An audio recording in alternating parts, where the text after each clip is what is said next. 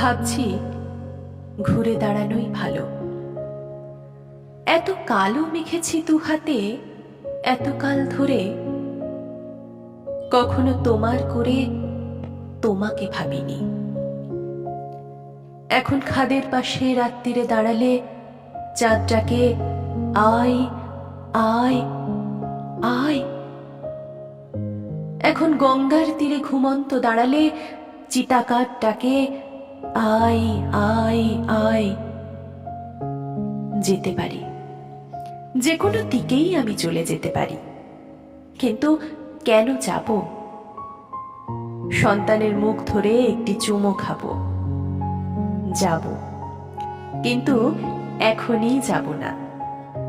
তোমাদেরও সঙ্গে নিয়ে যাব, একাকী যাব না অসময়ে।